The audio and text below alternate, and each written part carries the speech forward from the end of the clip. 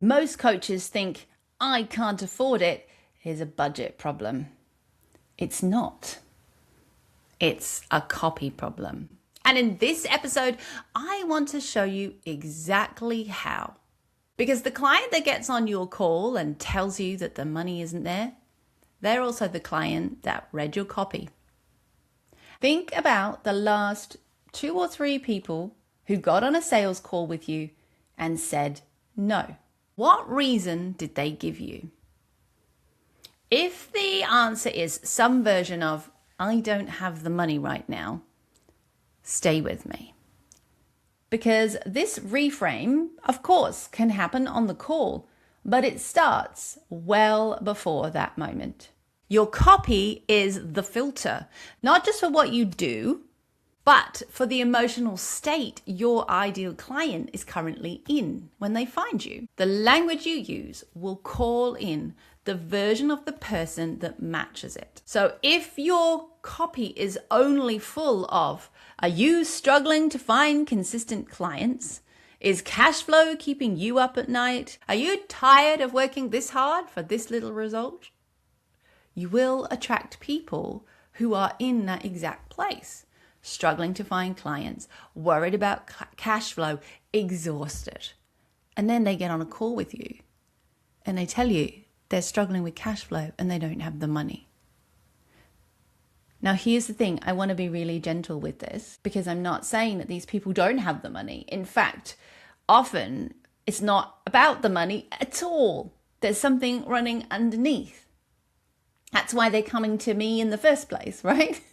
But think about this for a moment.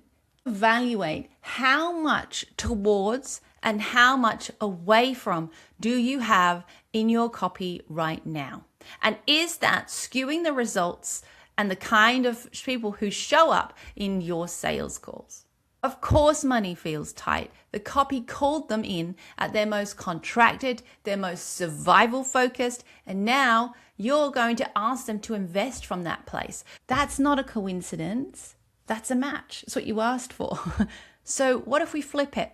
What if your copy spoke to the person who does have clients and wants more of them, who does have some cash flow, but wants it to be more consistent and more predictable, who is building something and wants to build it better, bigger, larger, scale it?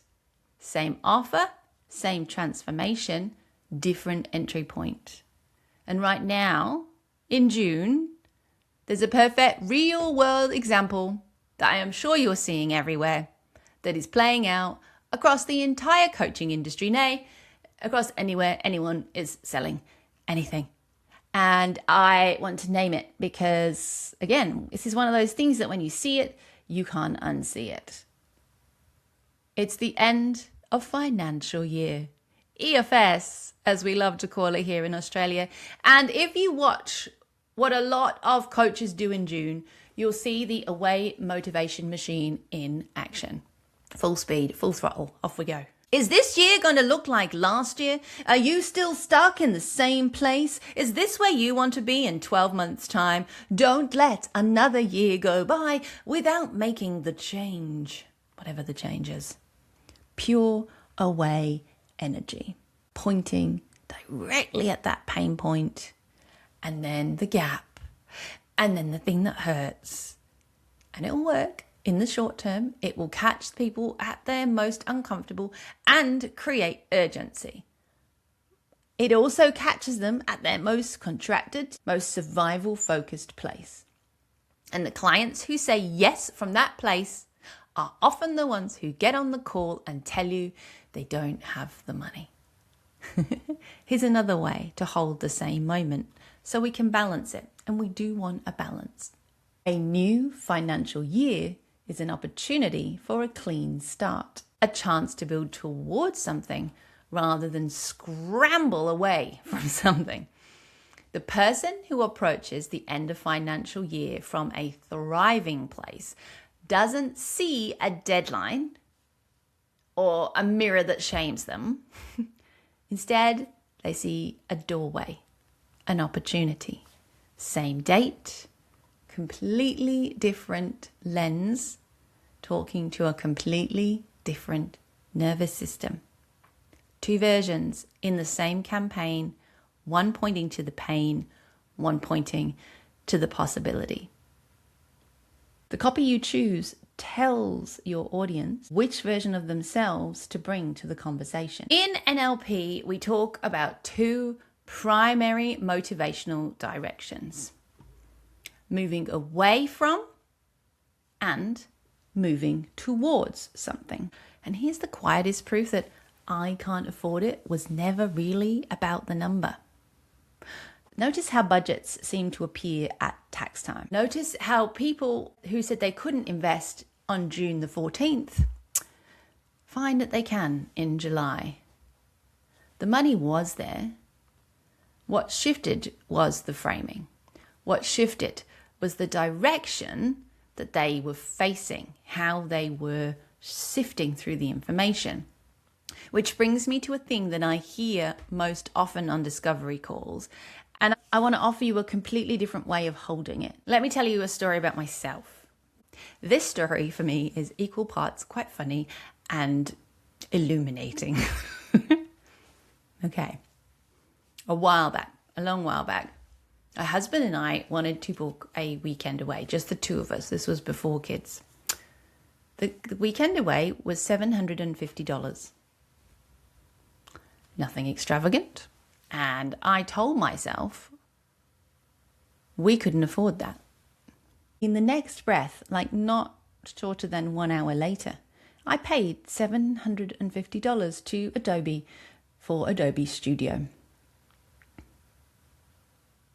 The money was there.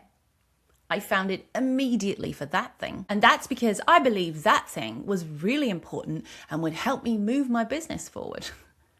The holiday, the break I actually desperately needed, the thing that would have helped me ground, reset, and improve my leadership, thereby improving the outcomes of my business. I had a story to get myself out of that one. I said it really wasn't worth it. I didn't believe that it would have the same impact as the Adobe subscription. This wasn't the right time, can't justify that expense. But it was never actually about the bank balance. It was about the narrative behind the purchase. And this is what I want you to hear when a client gets on a call and tells you, I can't afford it. Now, sometimes they genuinely don't have the money. And when that's true, we're not going to force them into anything. It's genuinely not a good fit right now. We find them a different entry point. We find them another way to work with you that allows them to be in your circle until they are ready. And I'm not dismissing that. It happens. But often the money exists. What doesn't exist yet is the belief that the destination is real enough to move towards. The story running beneath this purchase is, I don't think this will work. I don't think I can make this work. I don't yet trust that this destination is worth this movement. And here is the really quiet and incredibly important truth. Not moving forward is usually even more expensive. Staying where they are has a cost too. Every month of inconsistent cash flow, every month of not knowing where the next client is coming from, every month of working harder than what feels good for the results that don't reflect the effort. That cost is also very real. It's just invisible because it's so familiar. So when someone says, I can't afford it, what they often mean is, I can't see this clearly enough yet. I can't see this clearly enough yet to believe it's worth moving towards. And whose job is it to paint that picture? Yours, in the sales conversations. And perhaps, I wonder, even before they ever get on a call with you, in your copy. This is where last week's episode meets this one. Prime directive number 11, imagination is treated as real. When your copy is vivid, thorough, specific enough, sensory enough that your reader can step into what it actually feels like to have solved the problem. Their unconscious mind has already rehearsed the outcome. The destination feels familiar. Familiar feels safe, and safe is a great place to say yes. The money objection will dissolve, not because you've pushed or argued somebody into spending money they don't have, but because you've made that destination real enough that moving towards it feels more compelling than staying exactly where they are. That is the copy doing its job. So here's what I want to leave with you. You don't have to choose between speaking to the problem and speaking to the possibility. Your audience includes both. The person in survival mode and the person who is absolutely thriving and just needs some help to get to the next level. And good copy can hold both without installing the struggle. We've been exploring that for the last few weeks. The move is the same one we've been talking about across this whole series. Point towards, name what becomes possible, make the destination for them vivid enough that the unconscious mind can rehearse it as if it is real. Because the client who arrives on your call already able to picture what that looks like, that client is a completely different conversation. And that conversation starts in your copy. If something in this series is stirring something for you, if you've been looking at your own language, your own website, your own copy, your own sales call, and you're noticing a pattern underneath, I want to invite you to come and look at that pattern more closely. The clarity shift is happening on the 16th of June this month. It's free, it's live on Zoom, and it's a 90-minute beautiful session to name one pattern that your business has been trying to show you. Because remember, the copy is the 20%. The layer underneath is the 80%. And that is where we go exploring on the 16th.